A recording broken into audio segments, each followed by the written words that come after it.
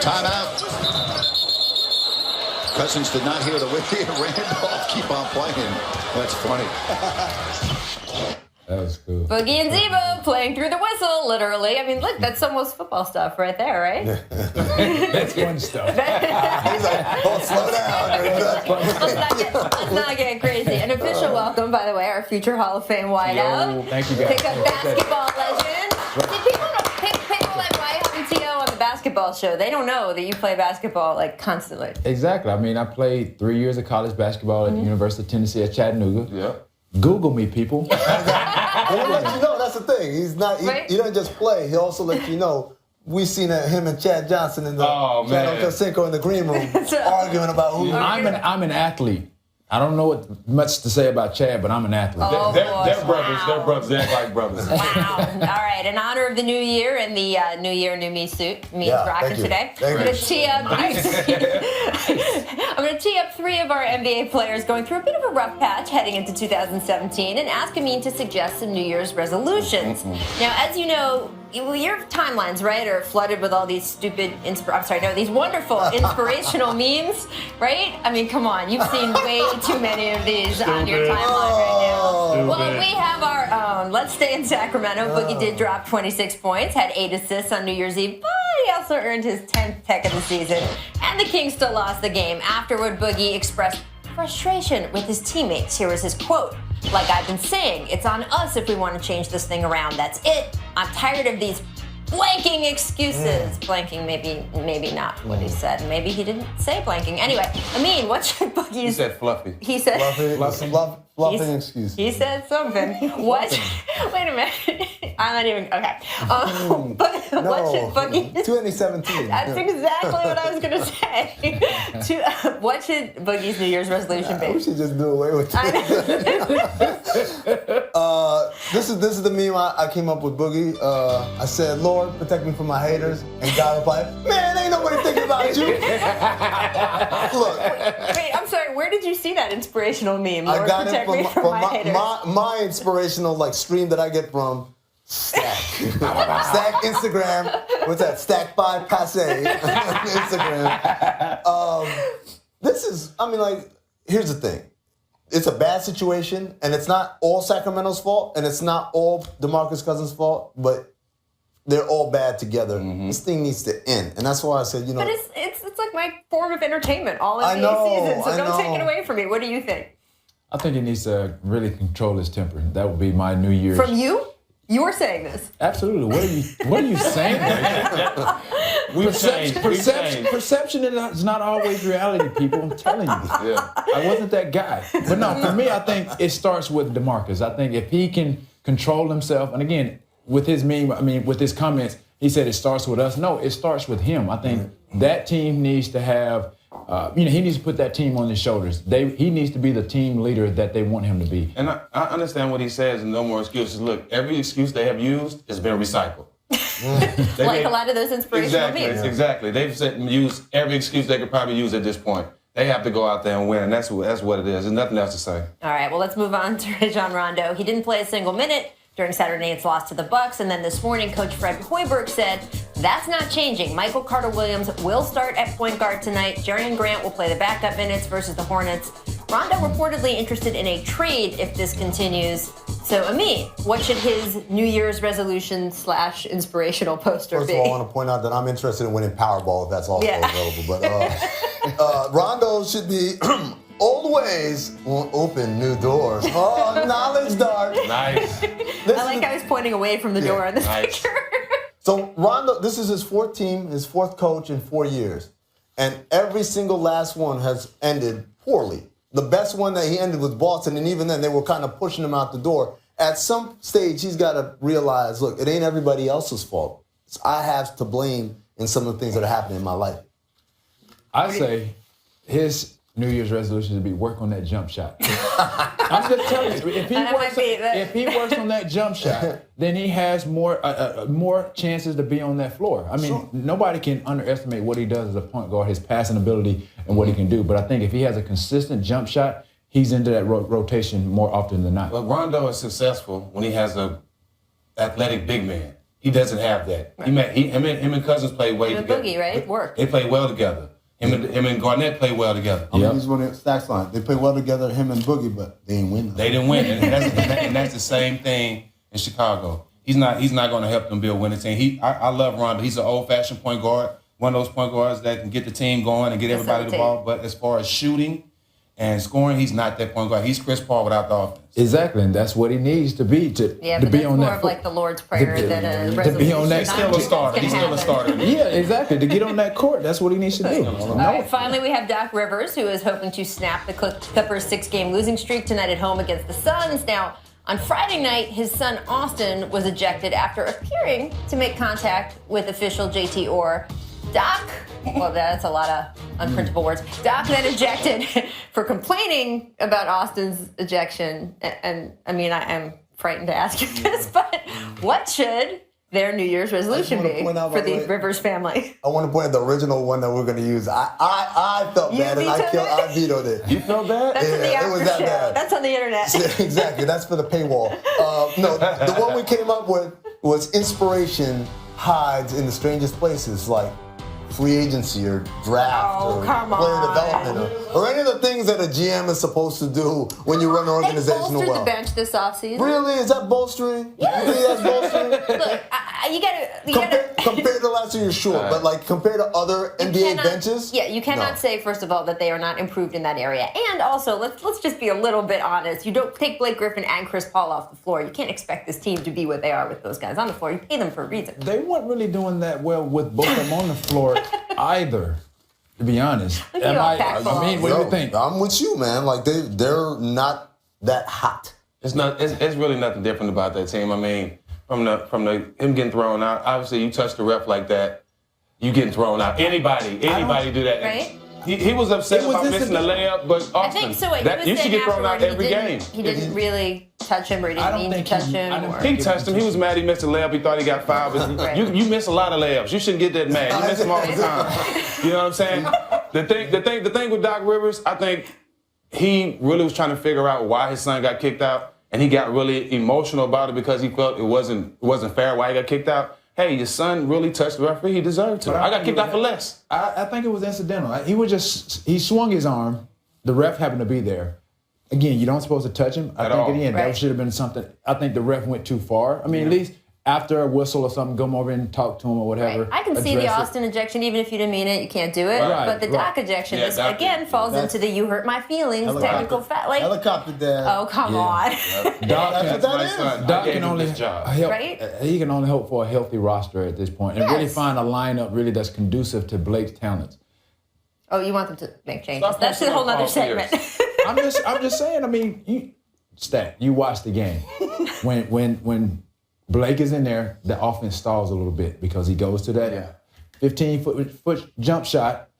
They need an offense where they can move around a little bit. Like I said, it needs to be conducive to his athletic ability. All right, fixing the Clippers roster will be our second after the Internet After Dark segment, because that could be another 2-hour show. All right, we want to thank T.O. for joining us today. You'll come back, right? Absolutely. We're going to take a quick break, but before we go, it is time for our distant replay from this date in 2009. 2009 is not that distant. Nah. All right, but still, take a look. Is this a Vince Carter one again? Yeah, I knew it. I knew y'all were going with this one. Oh, come on. That's too much fun. Okay, Pau Gasol, I told you, okay, a 7-footer with a guard in that body. He wants to be a guard. Who that, C.J. Miles? C.J. Miles just ran out the picture. Now you're going to tell me... Welcome to The Jump. I am Rachel Nichols. We are kicking off the new year right. Our 2003 NBA champ, Steven Jackson, our own king of all media and suits, NBA insider, Mina Hassan. And you are seeing Raptors video right now because, guys, I went across the street to see the Raptors play the Lakers last night. Did Kyle Lowry put on a show? 41 points, 20 of those came in the fourth quarter. This is such a fun team. Lowry continues to impress. DeMar DeRozan having a career season. And Toronto looks very solid in that number 2 spot in the Eastern Conference. The question you can't help but ask as you watch them, though, is what this franchise really wants and how might it get there? Because barring a major injury to Cleveland, Still very hard to see the Raptors beating the Cavaliers to come out of the East, right? And hey, maybe that's okay. You are talking about a team that before last year's playoff run had won exactly one postseason series in 20 years. So if Toronto starts consistently making it to the Eastern Conference Finals, that's not exactly shabby for a franchise that for a long time was considered NBA purgatory. But sitting courtside as Lowry and DeRozan went fireball last night, it was hard not to want a little more for this group and get a little curious, especially as a news alert flashed on my phone. Our own Brian Windhorst and Mark Stein reporting that Atlanta has begun listening to trade offers for Paul Millsap, who, would just happen to fill the most glaring hole in the Raptors starting lineup. Imagine the Raptors pick and roll with Millsap. Imagine how Millsap would bolster Toronto's defense. Now, also imagine the price the Hawks might charge for Millsap. And let's not forget, Millsap is turning 32. He's in his administration, usually unwilling to part with a lot of assets in trade. But personally, I would urge them to throw caution to the wind here, push very hard to get a deal done. Having a backcourt this special doesn't happen that often.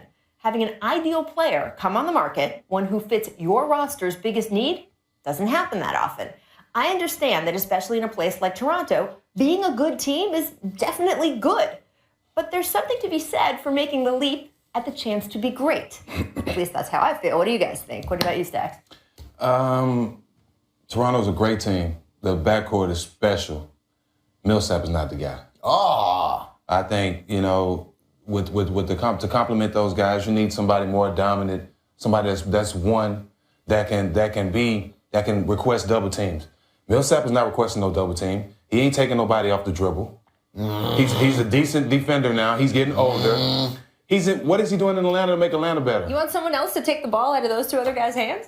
Well, no, not really, but you're looking for somebody that you can drop it down to in the playoffs, especially a big man, a post guy, somebody that can post up. That's what they need. Millsap is not that guy. See, I think he is that guy. I think he's. Is he that guy in Atlanta? I mean, he's been for the last couple of years. Maybe not this year. Played well last night. But what have they won? They went to the conference finals like 2 years ago. We're talking about competing with Cleveland. No, I'm just saying, but yeah, we're talking about competing with Cleveland. But that's the key, right? You're talking about competing with Cleveland. And look, no one's going one-on-one against LeBron, and it's going to be better. But you do look at that power forward spot and think they got to upgrade there if they want to compete with Cleveland. Not only that, we're also you say, well, what has he done? Well, now he's joining his own kind of super team because he already got 2 All-Stars there with him in Toronto. If he went there, it's a different situation. To me, I say go for it because it reminds me a lot of him. Slow down. I'm not saying they're going to win a championship, but reminds me when Detroit got Rasheed Wallace 12 years ago, right? Detroit was solid, was a solid team, all-stars, but they weren't winning anything. Rasheed Wallace put them over the top. I'm not saying that he's Rasheed Wallace. Okay. I'm not saying that. I'm saying that you're talking about this guy right here. I'm saying when you have a team of all-stars is good but not great, and then you add another all-star to it, that takes him to another level. It's not that Paul Millsap going to be like, yo, I got this. I'll take you to promised land. It's just that he's one extra piece that they needed. And I disagree. You throw it to him at the elbow, he can go around to Tristan Thompson. He can definitely go around to Kevin Love. He can step out and shoot the 3. He can post up smaller guys. And then defensively, he can switch. He does a lot of things. I think, and definitely he's better than what they have right now at power forward. No question. I agree with that. I mean, they have box of paper clips right now with all the injuries and everything they have now. They're throwing a bunch of guys together. I do want to ask you, though, philosophically, if you're the Raptors, you know you are going to be very good. Right. You know you will probably, if things go well for you, make it to the conference finals is the way this is stacking up this year. In a conference where LeBron James exists, should you trade future assets to try to compete with him, or do you just wait it out forever? Look, this is my thing. Wet spots and groin kicks is what gave LeBron his championship last year. You never know when that might happen to Cleveland. You started that sentence, and I did not know how it was going to end. Toronto must feel good at number 2 if they think about going after Millsap, because that's not going to get them to number 1. You never know. You got to put yourself in a position. You got to you can't just say, well, it's not going to happen. Right. So you got to do whatever you can. You don't know what's going to happen. On that note, let's get to someone who brought it into the new year. Right, James Harden had plenty of reasons to shimmy on Saturday night. He accounted for 95 of the Rockets' 129 points Knicks. in their win over the Knicks. And I know you've seen the stat line already, but it's like church on Sunday. We're repeating it anyway. 53 points, 17 assists, 16 rebounds. And oh, by the way, Houston is one of 3 Western Conference teams with single digits in the loss column. So, Stacks, talking about presumptive favorites versus teams making a move, here's another conference. Here's another look at it. Does the Rockets, are they making you rethink this landscape in the West? Well, the biggest thing about the Rockets is they're playing like a top 3 team in the Western Conference. I think, James Harden, what he's doing, nobody expected him to take that role on this point guard. And shout out to D'Antoni for except he's the only one that thought that. But the only thing is, Rachel, it looks good for the regular season. Oh. He's not going to be able to do that in the playoffs.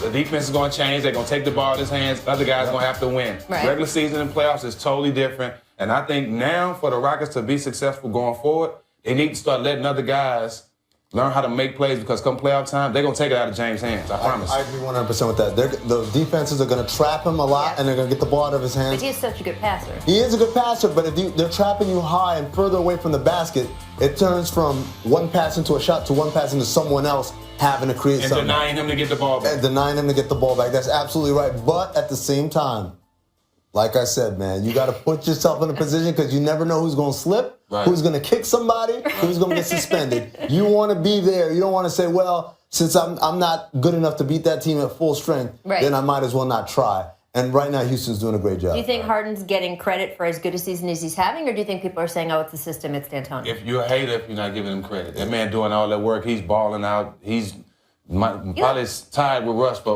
MVP right now. If you think it's easy, then you go do it. Right. Pretty much. And by the way, Mike D'Antoni's coached a few teams recently. We have not seen anyone play like this in his Shout out to system, Beard. By the way, I just want to point out, a lot of times people, when they want to criticize the Rockets, they talk about their defense. They have been phenomenal defensively. Defense is getting better. I've since been saying Patrick this Beverly for came back. apps. And even And the young guy, number 5, I can't remember his name, from Louisville. And even, Montrezl Harrell. Montrezl Harrell. He's playing well. But I'm saying, even James Harden is not doing the I'm watching Yeah, no, somebody walk by me he's anymore. And I playing think you defense. got to give him credit for that.